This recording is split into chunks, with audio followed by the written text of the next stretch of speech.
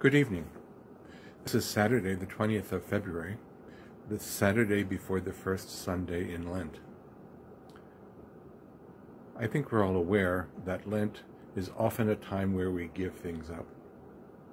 But in fact, the three pillars traditionally of Lent are prayer, fasting, and almsgiving.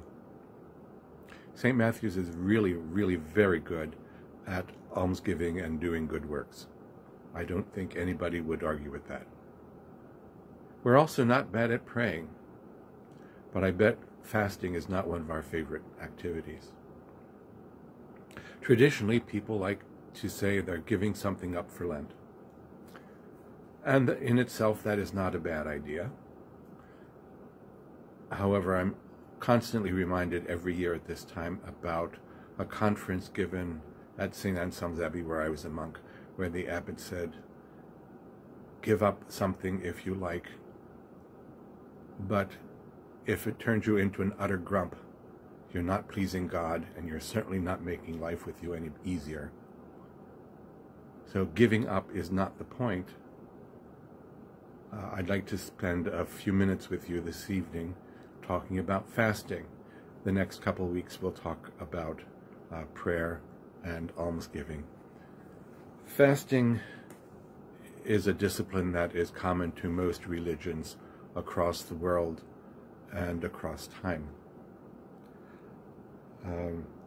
We find public fasting mentioned many times in the Bible. Yom Kippur in the Jewish tradition is a so-called black fast. You eat or drink nothing for 24 hours. The Muslims' Ramadan also is fasting, although not quite so severe as the Yom Kippur fast. And for Christians, fasting has been a custom for many centuries, from the beginning of the Christian way. We read that Jesus was led out to the desert after his baptism in the Jordan, where he fasted and prayed for 40 days. In the early church, the disciples were known to fast regularly, and in the Didache, a document that was written well before the year 100, we are told that Christians were observing every Wednesday and Friday as fast days. By the 4th century, we learn in the story of the birth of St. Nicholas, who later becomes Santa Claus, that even from his birth, he refused to suckle on his nurse on Wednesdays and Fridays. So he was a rather precocious faster, shall we say. For me, fasting is not something that comes easily, as you can probably tell from my shape. And in the West, Lent has been about the only time where we really think about fasting. The Orthodox Church, unlike the Western Church, has 4 official fast days: the Great Lent before Easter, the pre-Christmas Lent, the Apostles' Fast in late May through the end of June, and the Lady Fast in August. Some Christians, in fact, observe these quite rigorously. Protestants in general have not been very keen on the practice, although Luther, Wesley, and Calvin all thought it was a good practice. I'd like to read to you a bit from a book by Tony Jones called The Sacred Way. This was one of the book club books that we used several months ago.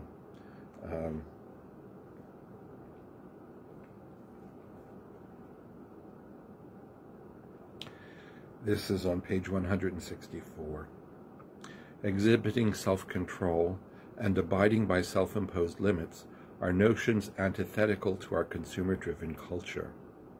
The Desert Mothers and Fathers found it so difficult to maintain a life of prayer, silence, and fasting in Jerusalem and other cities that they retreated to the wilderness, and they had never seen a billboard for a McDonald's or a TV ad for Mountain Dew.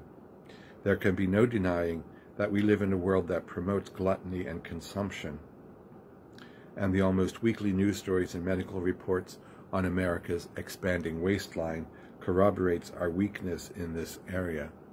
Fasting is a spiritual remedy to what is really a spiritual problem. To fast shows our reliance upon God for all things. It reminds us that we are ultimately spiritual beings. It confirms that man does not live by bread alone. Everyone who drinks of this water will be thirsty again, but those who drink of the water that I will give them will never be thirsty. This is my body, which is for you. I am the bread of life. There are all sorts of fasts. It's not just food. It can be a powerful practice to participate in either a personal or a communal fast from television, for example. You can take the extra time that you have from not watching television to read, to spend time with your family, to write books, to practice music, to sing hymns. Other things to fast from might be trashy magazines, gossip, video games, recreational shopping. As with food, any of these can have a stranglehold on our spiritual lives, a stranglehold that can be broken with a fast. I'd like to conclude with some words of John Chrysostom, perhaps one of the greatest theologians of the Orthodox Church. He writes, "Do you fast? Give me proof of it by your works. Is it said by what kind of works? If you see a poor man, take pity on him. If you see an enemy, be reconciled to him. If you see a friend gaining honor, do not envy him. If you see a handsome woman, pass her by. For let not the mouth only fast, but also the eye, and the ear, and the feet, and the hands, and all members of the body. Let the hands fast by being pure from rapine and avarice. Let the feet fast, but ceasing from running to unlawful spectacles. Let the eyes fast, being taught never to fix themselves rudely upon handsome countenances, or to busy themselves with strange beauty. For looking is the food of the eyes. But if this be such as is unlawful or forbidden, it mars the fast, and upsets the whole safety of the soul. But if it be lawful and safe, it adorns fasting.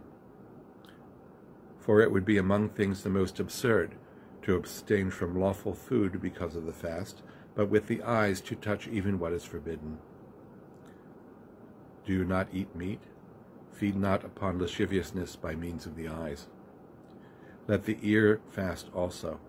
The fasting of the ear consists in refusing to receive evil talk and calumny. Thou shalt not receive a false report, the scripture says. And concluding with a paragraph from Mary Emily Briel Wells, who was a high school senior, who wrote the following. Sometimes Christians fast, refraining from certain or all food and drink for a day or a season. Fasting is a way to say yes to life together. Ancient communities conserved food during the winter when animals were hibernating and fields lay barren. They restricted their eating so that they could all live until the next harvest. Then they feasted. For Christians too, fasting is not primarily a solitary discipline any more than feasting is a private event. We fast with others, our Bible study group or youth group, our family or our congregation. Fasting with others helps focus our attention on the community and God rather than just ourselves. As we travel through Lent, let us be mindful that we are in this together, that our goal is to come home to God as a family, all of us together. I wish you a pleasant evening.